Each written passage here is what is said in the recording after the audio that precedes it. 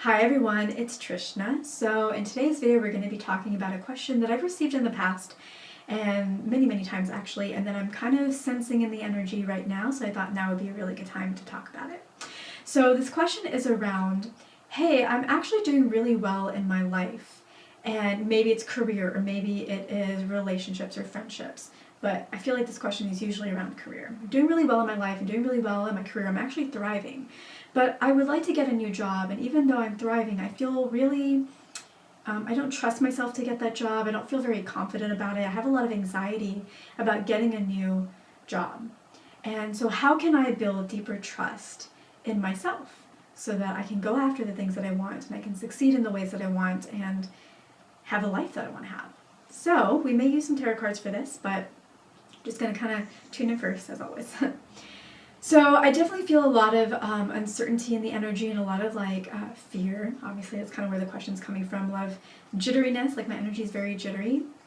And what you guys want to share with you is trust is something that we definitely have to develop on our own. It's not something that anybody can really tell you how to do. They can tell you that you're great and you're amazing and look at all these, things that you've already accomplished. But until we are able to really see that in ourselves or believe that for ourselves, they're really just words. It's kind of like when there's somebody that's very attractive that doesn't believe that, and everybody's like, no, you're really attractive, and they say thank you, whatever, but in themselves, they don't really believe that because they can't see it for themselves. Or when somebody, everybody says, oh, you act with confidence, or you're really good at this one thing, and inside they don't really feel very confident in themselves or like they're very good at that thing.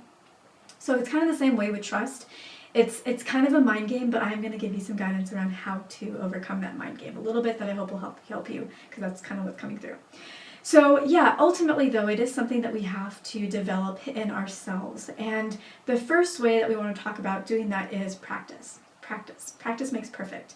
And the second way is also honoring that this is a journey that you're going to be on for the rest of your life. It gets easier, but it never goes away. So when we're younger, we are asked to try new things. And obviously, when we're younger, a lot of us, we were encouraged to do that, so we don't really get scared of learning new things. But maybe as we get into our teenage years, we start wondering what other people think of us, right? We start getting concerned about, does this person like me or not, whether it's romantic or friendship. How am I being seen? I don't want to be an outcast. We start getting these more like tribal kinds of thoughts coming to our minds. So when we're asked to maybe present in front of a class, we get nervous and we don't really trust ourselves, and we kind of fumble along with it, but we do our best. And then once it's over, we're like, oh, I'm still alive, I'm still here. And so we've learned something. We have experienced what it's like to go through a situation where we're not very confident and then walk out being like, hey, that's okay. And through that process, we build trust. So that's kind of the practice aspect, is throughout life. And the second part, which is you're going to have to go through this throughout life, because then, at first it's just presenting in front of your class, but then it's maybe asking out the person of your dreams. And then it's maybe having to do an interview where, it's not like you can get an A or B, it's pass or it's fail, right? Or we have to give a big presentation in front of work, in front of more people than we ever had before. So the challenges are always kind of a part of life, because it allows us to grow and to be shaped into the diamond that we came here to be shaped. Because everybody who is here on earth is a super powerful, strong soul. Everybody. This place is not for the faint of heart, okay? So you by nature are powerful, you are wonderful, you are strong, and you are mighty. So, we don't get, as they say, I guess in certain religions they say, you never get what you, whatever you get you're ready for. You never get more than you are prepared for or can handle, something like that. I know what the saying is, but of course I can't remember it now. But you never get more than you can handle. And that kind of is true. You get a little more than you can handle, because that's where the pressure comes in to make you a diamond, but never crazy too much more, at least as a general rule. So yeah, just kind of honoring that trust is something that is not something that you alone struggle with. This is something that everybody struggles with, and everybody is going to go through several different times. And while it is a continuing journey, we do get better at it, and we do kind of build a strength around it, and that comes from the practice of each time going through an uncertain situation and coming out doing okay. everything's okay, okay, that turned out okay. And rinsing and repeating over and over and over again. So this is something to develop. It is something that life will always encourage you to develop. It is something that sometimes you have to bite the bullet, but there are two things that we can do to kind of help with that. The first one is whenever there are trust issues or anxiety, you can notice where it is in your body or what thoughts come to mind or what memories come to mind and just kind of be aware of what that is. And if you want to write down more specifics of, I don't trust that this is going to work out for me for these reasons, that can be really helpful as well, because when it's in our mind, it's like a jumble and it's really hard to latch onto. And so it's this thing that's always swirling around us that we can't ever ground. And when we write it down, we can see it, we can ground it. Our mind doesn't have to think about it as much anymore because it's on paper. And our mind knows, hey, if I ever want to worry about these things, I can always refer to this list of all the things that I should be worried about. So it kind of takes it out of our mind and puts it on a piece of paper that grounds a conversation. And then you can start looking at that list and saying, oh yeah, I feel really stressed, or it reminds me of this one thing that happened in the past, or it gives me this one thought. And then you can acknowledge that memory, that thought, that feeling, that sensation, whatever it is, and say, hey, thank you so much for showing up. I love you. I honor you. I know that you have been here to protect me. That's why you're here, and you've done such a good job. And I really appreciate you always having my back. So thank you. But now I know what you're worried about. You don't have to handle this all alone. You can let it go. I've got this. And when you do that, you shift it from being in your subconscious, because now you've acknowledged it and you've let your subconscious know, hey, you're not in this alone anymore. I'm aware. I see it. I'm here, and thank you. So we're not suppressing the subconscious. We're saying thank you. We're honoring that aspect of ourselves. Because when we suppress it, we create shadows. When we honor it, it becomes something that doesn't have to fight its way to be seen, right? Fight its way to be acknowledged, because nobody likes to be shunned to the side. Nobody likes to be ignored. Eventually it makes us say, hey, right? We see kids that get ignored lash out or throw tantrums because they're trying to be seen and heard, because everybody's valued and deserves to be seen and heard. So that includes the other aspects of ourself as well. So when we give it love, we are acknowledging it, and we're saying, hey. So that's the first way, is really acknowledging that. And this is something that only takes a few minutes to do. I would recommend doing it every other day. Sometimes it can take a few sessions. It can take a few different days to be able to really release it. And you'll know that you've succeeded when you kind of forget about it and you don't really feel the same sensations or memories or feelings anymore about it, and you kind of feel more neutral. And when that happens, don't force it. Don't be like, no, I gotta feel this to release it. When your mind is like, nah, I don't want to go there, that's a good sign. That means that it is healed and you don't need to go there anymore. And if you forget things, if you forget, why am I even doing this anymore?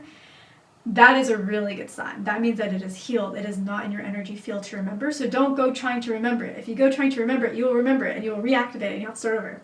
So if you automatically just can't really remember, like, why am I doing this again? Like, what was this about? That's a good sign. And that can happen in a session. And that might happen every session. So you might be working on something and be like, wait, what was I focused on again? Okay, I guess I'm done with that, so you move on to the next.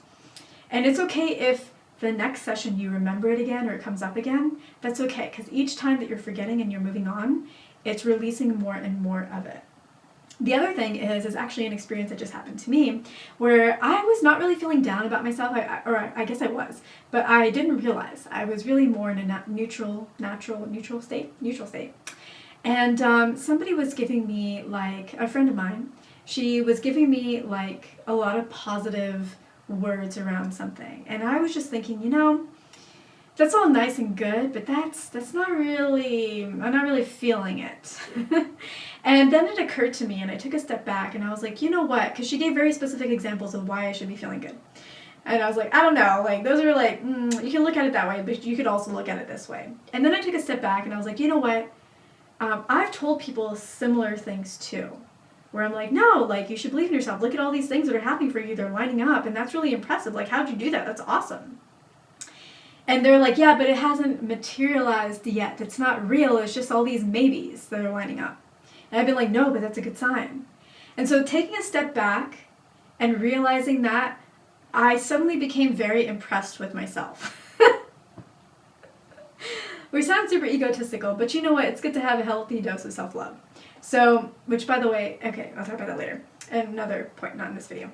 Anyways, so yeah, so all of a sudden I was like, you know what? If this was somebody else, I'd be super impressed by them because yeah, this lined up, this lined up, this lined up, this lined up. It's like everything's just lining up. And I'd be super impressed and wondering, how are they doing that? But now it's me. And so creating that like separation and that stepping out and looking at myself as somebody else is seeing me allowed me to trust myself, allowed me to see myself in a whole new light. So it can be really important to, at times, depending on who is around you, to not see yourself as you see yourself, but rather see yourself as others see you, because we really can be our own harshest critics. And we really can whittle away all the good things and just focus on the negative. Like our minds, we like to do that, don't you? We all do. So looking at ourselves from somebody who's on the outside looking in, who can see that bigger picture, can be very helpful for us to gain a healthy dose of awareness of ourselves. A lot of times when we work on awareness, we're working on it from the perspective of ourselves, and we're journaling like what's going on within myself, and we're really going inside ourselves to do that. And that's really powerful and really good and really, really valuable. But we can also lose sight. We can have blind spots. So we can sometimes get into this mode of like, all those things aren't really materializing for me, or like I'm not actually that great because of these reasons, and think that that is self-awareness. And it is, in the sense of we need to heal the ways in which we don't think we're good enough, but you can see how it can put us in a box. And so sometimes getting self-awareness from somebody else's perspective can be useful as well, because as within, so without. So even though it is external to us, it is still giving us feedback that we need to know and hear that is valuable, because whoever is out there outside of ourselves is an aspect of ourselves, right? They are mirroring something that is going on within. So we can't always see the positives, but if we are vibrating in a positive way, other people will reflect that to us and give us the opportunity to take a step back and look at it and start building trust in ourselves through their eyes, which is actually still a reflection of ourselves. So it's still coming from us, but it's like a loop. So in order to gain confidence and build trust in yourself, it can be very helpful to know that you're not alone in this game. Everybody is going through this journey as well. It can be helpful to know that this is something that you're just going to have to practice, and again, you're not alone in that, and you will get better at it over time.